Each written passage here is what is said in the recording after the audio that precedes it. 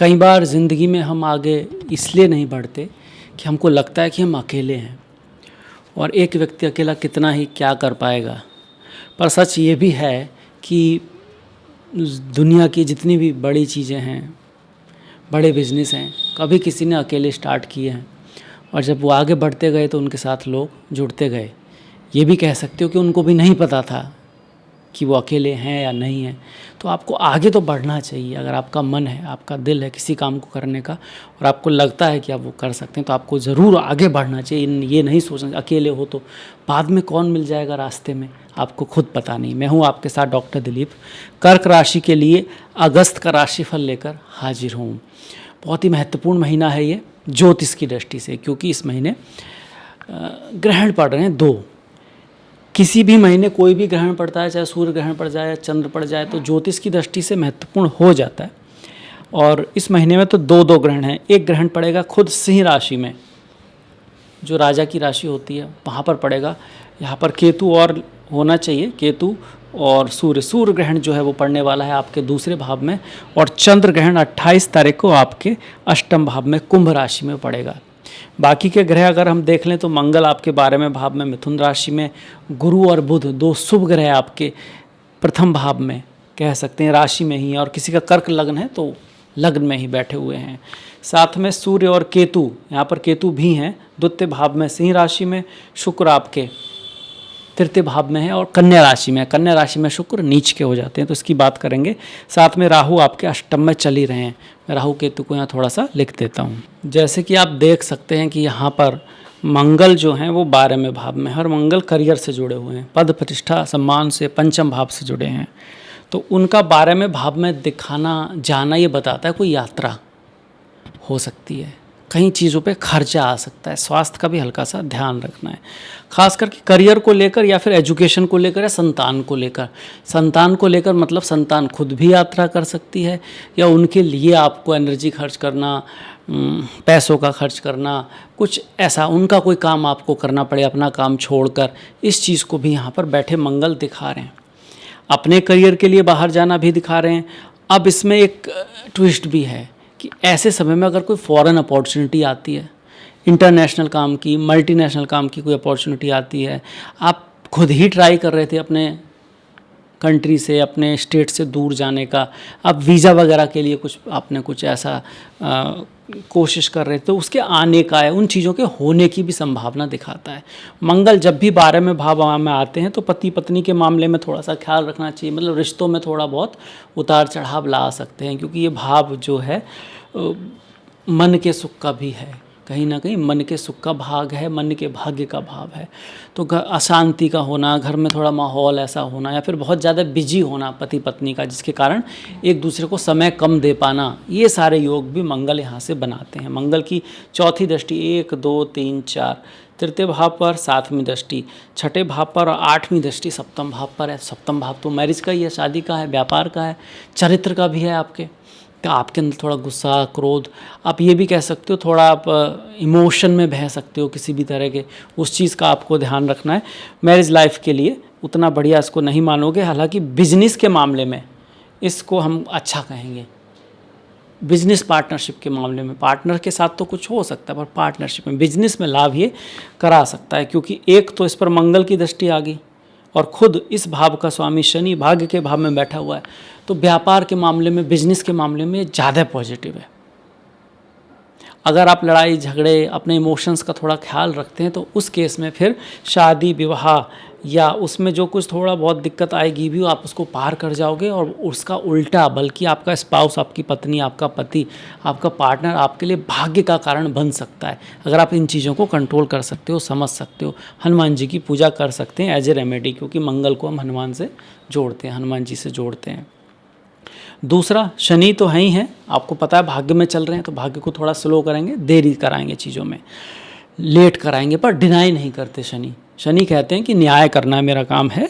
पर अगर आप अच्छे रास्ते पे चल रहे हो, चीज़ें पंचुअलिटी के साथ कर रहे हो, मुसीबत के बाद भी आप सही तरीके से चीज़ों को मतलब कर रहे हो, छोड़ नहीं रहे हो, भाग नहीं रहे हो, गिव अप नहीं कर रहे हो, प्रयास कर रहे हो साथ में, तो शनि फिर आपको रिजल्ट भी देते हैं। भाग्य के भाव में वो कोई सबसे बुरे नहीं है। और उसके साथ में अब आपको गुरु का भी साथ मिल गया और बुध का भी साथ मिल गया। बुध 12वें भाव के स्वामी है, 12वें भाव का स्वामी भी लग्न में आ रहा है, तो यात्रा ट्रैवल को फिर से दिखाता है, खर्चे को दिखाता है, खुद के ऊपर, छोटे भाई बहनों के ऊपर, पड़ोसियों के ऊपर खर्चा आप कर सकते हो। कुछ यात्रा तो होगी, या तो छोटी या बड़ी इस महीने। जहाँ तक गोचर की बात है, यात्रा बहुत एकदम दिखा रहा है कि भाई यात्रा होनी चाहिए। साथ में गुरु आ गए हैं, गुरु भाग्य के मालिक हैं और छठे भाव के स्वामी। भाग्य के मालिक मतलब अपॉर्चुनिटी, लक, बड़ों का सहयोग, पिता माता, गुरु सुपीरियर्स के थ्रू कुछ हेल्प होना। साथ में गुरु छठे भाव के स्वामी भी हैं, तो ऐसा नहीं कि गुरु यहाँ आके उच्च के हो गए हैं तो सिर्फ भाग्य ही उच्च का होगा। भाग्य तो अच्छा होगा ही, जैसे रामचंद्र जी का था, उच्च का भाग्य था, पर उनके शत्रु भी बड़े स्ट्रांग थे। रावण से उनका युद्ध हुआ, ऐसा शत्रु था जिसको हराना भी थोड़ा मुश्किल ही था। तो छठे भाव का स्वामी भी उच्च का हो रहा है साथ में, तो कहीं ना कहीं ऑब्स्टिकल भी होंगे। अब इसमें आपको ऑब्स्टिकल से डरना नहीं है, उनको फेस करना है, उनके सॉल्यूशन की तरफ जाना है, फिर वहाँ से कोई रास्ता निकलेगा जो भाग्यशाली होगा। ये इस चीज़ को ज़्यादा दिखाता है। लगन में या राशि में ही गुरु ठीक होते हैं, उतने बढ़िया नहीं होते जितने दूसरे भाव में, पंचम में, सप्तम में, नवम में और एकादश में होते हैं। क्योंकि जब राशि में आते हैं तो आपको रेस्पॉन्सिबिलिटी भी देते हैं, थोड़ा सा आपको कुछ करके दिखाना होता है, देना होता है। गुरु सबको शिक्षा देता है, ज्ञान देता है और इन अ वे वो एक रेस्पॉन्सिबिलिटी निभाता है शिष्यों की, समाज की। तो वो उस तरह का कैरेक्टर की आवश्यकता भी रहती है। जब भी गुरु में आए तो कभी कभी गुरु पहले भाव में आए तो कभी कभी व्यक्ति को घमंड भी हो जाता है कि मेरे पास नॉलेज बहुत है, मैं तो बहुत कह सकते हो बहुत ही ज़्यादा इंटेलिजेंट हूँ और उसके बावजूद मेरे को जॉब नहीं मिल रहा, काम नहीं मिल रहा, इस तरह की चीज़ें आती हैं। तो उस केस में उसको इस चीज़ को साइड में रख देना चाहिए कि मेरे पास एक्सपीरियंस ज़्यादा है, इंटेलिजेंट मैं बहुत हूँ। उसको ये देखना चाहिए अब मैं क्या कर सकता हूँ, क्या सीख सकता हूँ और क्या चाहिए। क्योंकि कोई भी इतना इंटेलिजेंट नहीं हो सकता कि उसको कुछ भी सीखने की आवश्यकता अब नहीं बची है। तो भाग्य आपका ज़्यादा साथ देगा गुरु का यहाँ पर आना। वैसे अगर अष्टक वर्गा में आपके पॉइंट अच्छे हैं तो ये गुरु बेटर रिजल्ट देगा। अगर अष्टक वर्गा में थोड़े पॉइंट कम है तो थोड़ी ऑब्स्टिकल ज़्यादा रहेगी। ये गुरु कुछ चीज़ों में तो अच्छे रिजल्ट देगा ही देगा। जैसे कि सप्तम भाव पर है तो मैरिज, शादी विवाह के योग आपके बने हुए हैं अक्टूबर तक, क्योंकि अक्टूबर तक की यहाँ पर हैं। संतान प्राप्ति के योग भी हैं, विद्या अध्ययन आदि के लिए उसमें भी आपको हेल्प करने वाला है। हायर नॉलेज के लिए आप कहीं पढ़ने जाना चाहते हैं और आपके पिता की लाइफ में कोई बड़े चेंज, ट्रांसफॉर्मेशन आ सकते हैं, इस चीज़ के लिए भी गुरु यहाँ पर अच्छे रिजल्ट बनाए हुए। अब ये शनि जो है ना, कालपुरुष की आखिरी राशि में है, आखिरी नक्षत्र में, तो परिवर्तन का समय है। रेवती नक्षत्र में चल रहे हैं, वक्री चल रहे हैं। वक्री ग्रह जब चलते हैं तो आपको तैयारी के लिए प्रेरित करते हैं। वो कहते हैं कि आगे बढ़ते तो जाना ही है, पर साथ में ये भी देख लेना है कि कोई चीज़ें आधी तो नहीं रही, कोई डॉक्यूमेंट ऐसा तो नहीं जो आपने किया नहीं है, कुछ ऐसा तो नहीं जो आप छोड़ रहे हो और आगे बढ़ने में जल्दबाजी में जैसे लोग छोड़ देते हैं, या जल्दबाजी में कोई काम बाद में कर लेंगे, ये इतना भी इम्पॉर्टेंट नहीं है, इसको बाद में देख लेंगे। तो इस तरह के नज़रिए से आपको निकलना होगा। आपको कंप्लीट करके अपनी तरफ से पूरी चीज़ों को चेक करके आगे जाना है। ये समय है दिसंबर तक का। तो फिर ये जो शनि है आपको बेटर रिजल्ट देंगे फिर अगली साल काफ़ी ज़्यादा।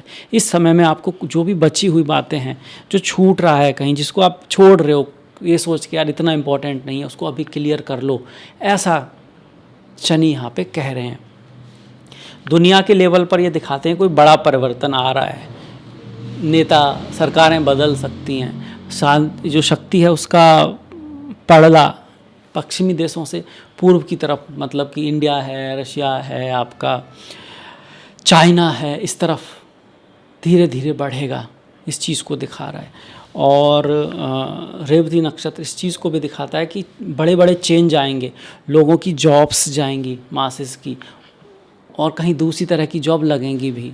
परिवर्तन मतलब एक चीज़ समाप्त हो रही है, कोई एक एरिया बदल रहा है, चेंज हो रहा है, तो दूसरी चीज़ें आ भी रही हैं। तो जीवनों में भी लोगों के बदलाव आएगा, जॉब जाएंगी पर किसी और तरह की जॉब भी उपलब्ध होंगी, जिसके लिए आपको अपने आप को बदलना ज़रूरी होगा, ट्रांसफॉर्म करना ज़रूरी होगा, सीखना ज़रूरी होगा। समय अब पहले जैसा नहीं रहने वाला, इस चीज़ को दिखाता है रेवती नक्षत्र में शनि का गोचर, जो अभी वक्री हैं और फिर मार्गी होंगे तो और भी ज़्यादा इस चीज़ को स्पीड ही प्रदान करने वाले हैं। तो इस शनि की बात भी होगी, गुरु की होगी, मंगल की कर ली हमने बात, बुध की कर ली। अब बचे हमारे राहु केतु सूर्य शुक्र। सूर्य की बात बड़ी इंपॉर्टेंट है कि 12 तारीख को ग्रहण है, धन के भाव में है, धन का ख्याल रखें, वाणी के ख्याल में है, भाव में है, वाणी का ख्याल रखें, अपने परिवार से बना के रखें, रिश्तों में विशेष ख्याल रखना है आपको, क्योंकि ये रिश्तों का भाव है। पारिवारिक बिजनेस का भाव है, आपकी कोई पारिवारिक बिजनेस है, व्यापार है, दुकान है, कोई भी ऐसी चीज़ जो आपको कहीं ना कहीं अपने माता पिता, अपने पूर्वजों से मिली है, तो उसका खासा ख्याल आपको रखना होगा 12 तारीख के आसपास। 12 तारीख को सूर्य ग्रहण पड़ेगा आपका सिंह राशि में। और इसके साथ साथ 28 तारीख को ससुराल, पारिवारिक जीवन, माता के साथ रिश्ते, जनता, लोग, उनमें ज़्यादा ध्यान रखना है आपको, क्योंकि 28 तारीख को चंद्र ग्रहण पड़ेगा, सूर्य ग्रहण नहीं, चंद्र ग्रहण पड़ेगा आपका आपके अष्टम भाव में। चूँकि अष्टम भाव उतार चढ़ाव का भी होता है, कुछ सडन चीज़ों का होता है, तो बहुत ज़्यादा तेज़ ड्राइव ना करें आप। सास ससुर का होता है तो उनसे बना के रखें। या आपके स्पाउस का धन भी है, तो आपके पति पत्नी अगर कुछ धन से संबंधित कुछ चीज़ें कर रहे हैं 28 के आसपास, तो आप विशेष केयर रखना आपका फ़र्ज बनता है, या फिर उसको टाल भी सकते हैं, आगे पीछे भी कर सकते हैं, तो आपके लिए अच्छा रहेगा। तो ये हो गया राहु केतु का। सूर्य की बात हम करें तो सूर्य वैसे तो अच्छे हैं, पर 12 के आसपास ख्याल रखना है। फिर 17 के आसपास जैसे जैसे वो केतु से दूर जाएंगे तो धन लाभ भी करा सकते हैं। 20 तारीख को, 19 तारीख को, 18 तारीख को, 23, 24 को, इतना। इसके बाद फिर चूँकि चंद्र ग्रहण आ जाएगा, चंद्र भी धन से संबंधित होते हैं, तो फिर आपको थोड़ा केयर रखनी है। तो सूर्य का गोचर ऐसे रहने वाला है। 15 से पहले यहाँ पर रहेंगे, पर 12 से पहले आप मान लो 10 तारीख तक यहाँ पर सूर्य का जो असर है वो पॉजिटिव है। 10 के बाद फिर 10, 11, 12, 13, 14, 15 को आपको ख्याल रखना है। फिर 15 के बाद 15, 16, 17, 18, 19, 20, 21, 22 तक आप कह सकते हो पॉजिटिव है। 22 के बाद धीरे धीरे चूँकि वो ग्रहण 28 तारीख को बढ़ेगा, तो आपको थोड़ा सा केयर रखना है। ये होगा सूर्य का गोचर। मंगल पूरी तरह से यहाँ पर रहने वाले हैं, तो आपका जो एक्शन है, कुछ कई बार ऐसा होगा आप प्रयास करोगे उसका रिजल्ट नहीं मिलेगा, या फिर आप ऐसी जगह एक्शन करोगे जो किसी ऐसे व्यक्ति को समझाने की कोशिश करोगे जो समझने को तैयार नहीं है, या कहीं ऐसी जगह जाओगे जहाँ का ऑफिस बंद है, तो आप प्रयास तो करोगे, रिजल्ट नहीं मिलेगा। पर ऐसे में आपको निराश नहीं होना है। अगर आप अपनी तरह से प्लान बना के सही जगह गए थे तो ठीक है, कोई बात नहीं, ऐसा होता है। उससे कुछ लेसन सीखना है, क्या आप कर सकते थे ताकि रिजल्ट आता, क्या और चीज़ें की जा सकती थी, ये आपको सीखने की कोशिश करनी चाहिए। अब राहु की बात कर लें तो राहु ससुराल के भाव में, अष्टम भाव में। आयु के लिए तो हम इसको अच्छा नहीं मानते हैं, अष्टम में राहु हो या शनि हो, आयु का मेन इशू रहता है, और मैरिज लाइफ का हमको थोड़ा सा ध्यान रखना होता है।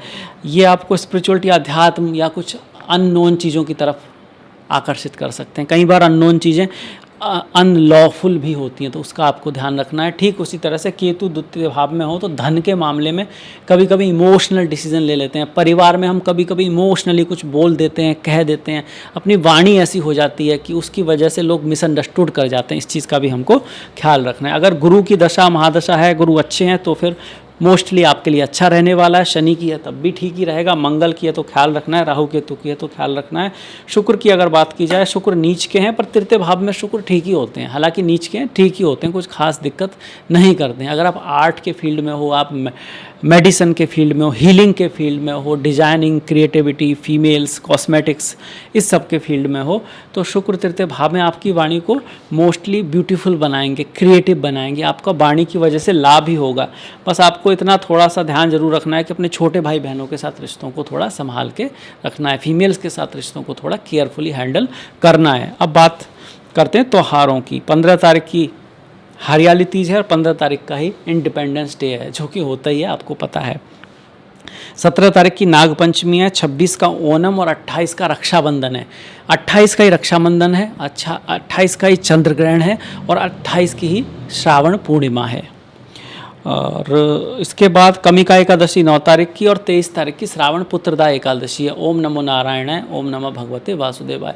पुत्रदा मतलब संतान प्राप्ति के लिए, चाहे वो पुत्र हो या पुत्री हो। 10 तारीख को सोमा प्रदोष व्रत, और 25 को भौमा प्रदोष व्रत। भौमा का मतलब भौम, मतलब मंगल को पढ़ने वाला प्रदोष व्रत। 11 तारीख को मासिक शिवरात्रि, चिदानंद रूपा शिवोहम शिवोहम, ओम नमः शिवाय। 2 और 31 को संकष्टी, 2 संकष्टी हो गई, 2 अगस्त की, 31 अगस्त की, 2 ग्रहण हो गए इस महीने।